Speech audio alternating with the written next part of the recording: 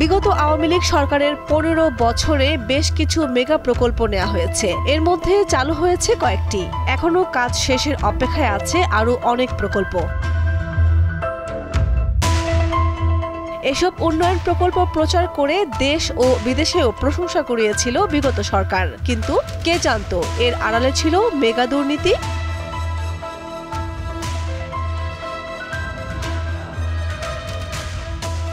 হ্যাঁ, এই মেগা দুর্নীতির তথ্য উঠে এসেছে বর্তমান সরকারের বাংলাদেশের অর্থনৈতিক পরিস্থিতি বিষয়ক শ্বেতপত্র কমিটির অনুসন্ধানে।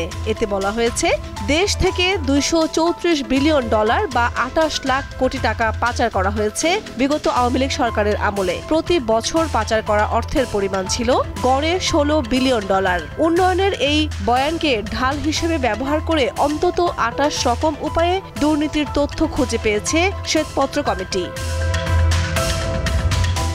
এর মধ্যে আওয়ামী লীগের শীর্ষ ১০ উপায় তুলে ধরা হলো।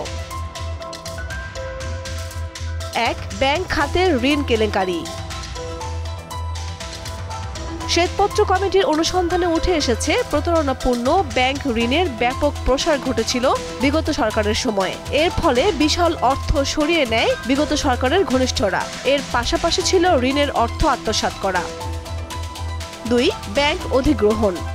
আওয়ামী লীগের ১.৫ দশকের শাসন আমলে জোর করে ব্যাংকের মালিকানা অধিগ্রহণ বা দখল করা হয়েছে। শ্বেতপত্র কমিটি বলছে, এক্ষেত্রে রাষ্ট্রীয় সংস্থার সহায়তা নেওয়া হয়েছে।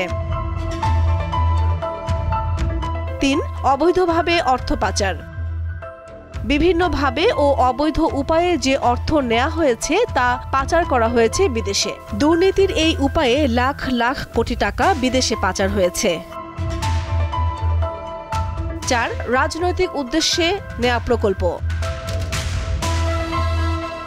জনগণের কল্যাণে লাগবে না বা প্রকল্পটি থেকে ভালো রিটার্ন আসবে না জেনেও এমন অনেক প্রকল্প নিয়েছিল বিগত সরকার। এতে রাষ্ট্রীয় সম্পদের বিপুল অপচয় হয়েছে। ৫. প্রকল্পের খরচ বৃদ্ধি।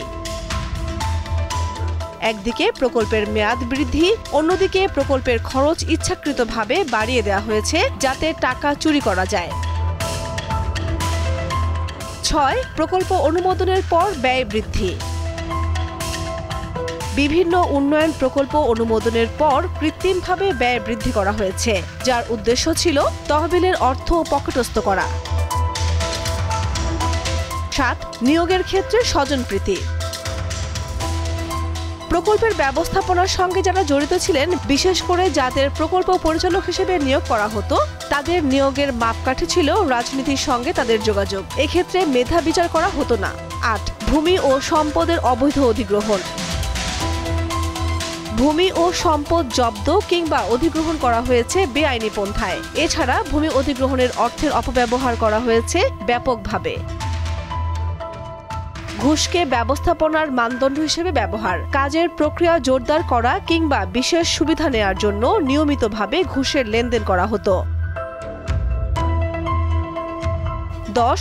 অভিজাতদের কর অব্যাহতি। বিগত সরকারের সময় নেওয়া কর নীতি অসঙ্গতভাবে প্রভাবশালীদের সুবিধা দিয়েছে। এর দ্বারা লাভবান হয়েছে বিগত আওয়ামী লীগ সরকারের ঘনিষ্ঠরা। শ্বেতপত্র কমিটির মতে, দুর্নীতির কারণে সবচেয়ে বেশি লুটপাটের শিকার হয়েছে ব্যাংক খাত। এরপর রয়েছে ভৌত অবকাঠামো খাত এবং জ্বালানি ও বিদ্যুৎ। এছাড়া তথ্য ও যোগাযোগ প্রযুক্তি খাত দুর্নীতির কারণে ব্যাপক ক্ষতিগ্রস্ত হয়েছে।